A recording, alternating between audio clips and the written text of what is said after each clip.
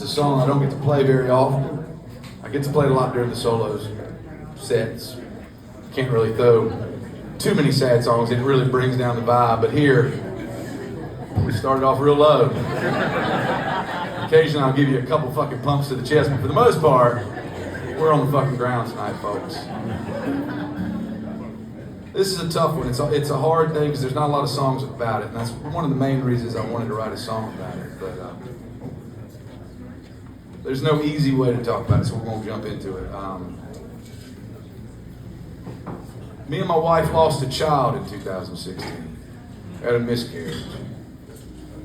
There is nothing that can prepare you for that kind of loss.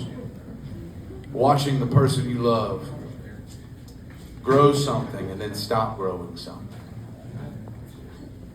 I know the mental toll. I know losing something. I wanted a kid pretty bad, but I'll never understand the physical toll that it took on her. They hand you a pamphlet. We went in for the 10-week appointment where they looked for the heartbeat and they couldn't find the heartbeat. And they came out and very scientifically told us it was no longer a viable pregnancy. That's just fancy words for you're not going to be a dad yet. You're not going to be a mom yet. And then they hand you a pamphlet that reminds you the stats. 50% of women will experience a miscarriage at least once in their life, whether they know it or not. But in that moment, you don't give a shit about statistics. You just know that the person that means more to you than anything in this world is hurting, and you can't fix it. As a husband, that's the hardest thing I've ever done. Is I fix problems. That's what I do. And I wanted to fix it then and there. I wanted to talk about it. I wanted to get our feelings out in the air. She wasn't ready to even admit that it was happening, let alone address it, let alone fix it.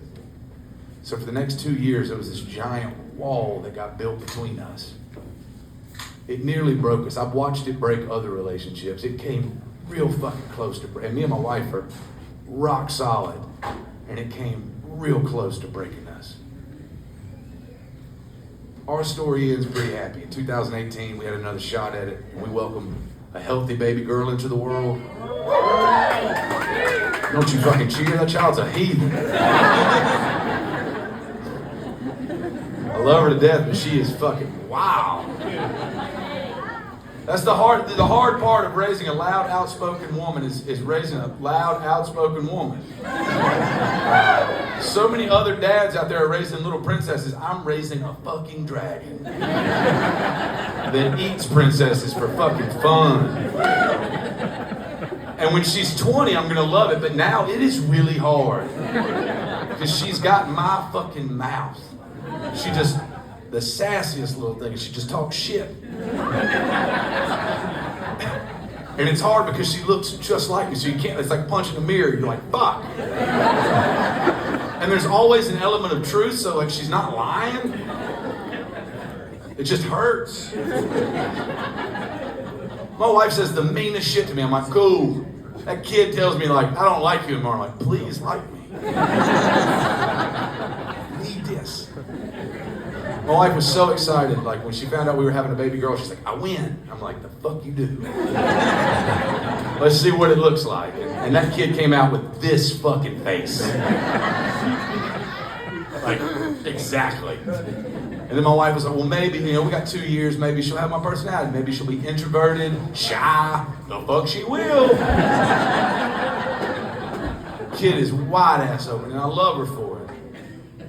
And it reminds me how lucky I am, because there's a lot of parents out there that have that same story we had, and then they had a second one, and a third one, and a fourth one, and a fifth one. It's hard, those stories, and I hear them, because when I wrote this song, I was writing about my experience.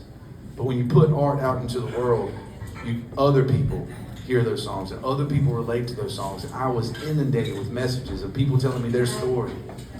And it was nice in a way to be reminded that we're not by ourselves in these situations. But it's part of the human experience. It's the darker corners of it, but it's still part of the human experience. This is the only song I've ever asked my wife's permission to write. When we met, I was very clear. Our second date, I sat her down. I was like, listen, I like you. You are very fun to look at.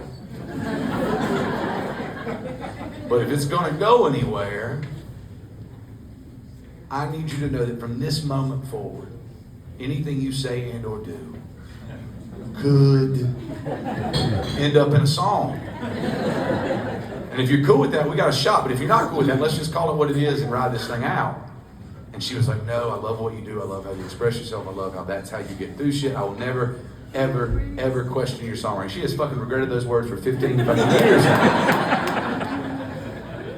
But this is the one I asked her permission, and she had one rule for this song. She said, make sure it's sharp on both sides.